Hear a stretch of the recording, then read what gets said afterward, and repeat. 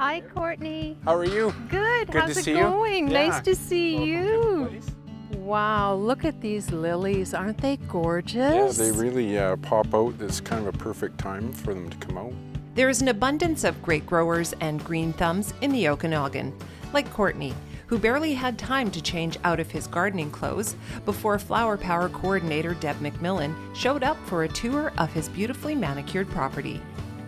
There's the Cinderella dress that Annabelle Stanley's going to fix up for you. Yes, yes. All new fresh moss. I love her grapevine sculpture. Yeah. Courtney's garden is one of 9 gardens on the Flower Power tour quickly coming up this Saturday. So how are you and Lori feeling about having your garden on the tour? Well, we're very proud of our yard, and so we're very thankful to be included in the tour. McMillan says each garden on the tour is very different and very beautiful.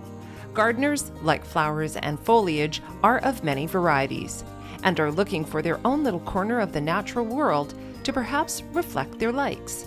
Having different properties on the tour helps grow the little seeds of ideas already germinating in the minds of those who have been gardening for years or even decades. The tour, though, can also inspire those just starting out.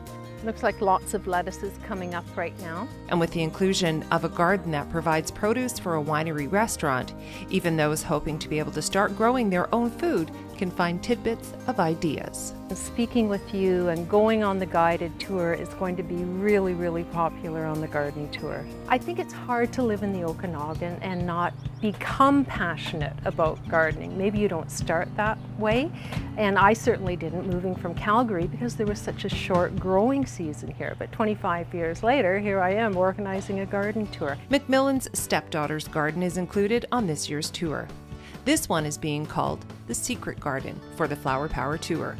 It's tucked in behind a humble-looking home and is an example of how the vision of those willing to dig in the dirt can transform a backyard into a reflection of those who live beside it. Parts of it feel very West Coast with the Japanese maples and hydrangea and ferns. So we've certainly been conscious as well of some xeriscape plantings that will do well in the Okanagan. It's not too late to buy tickets for Flower Power, which are available online and at garden suppliers in the valley. And once they buy their ticket, we call it the secret link on the front of the ticket, and that's where they go to get all the full descriptions on the gardens.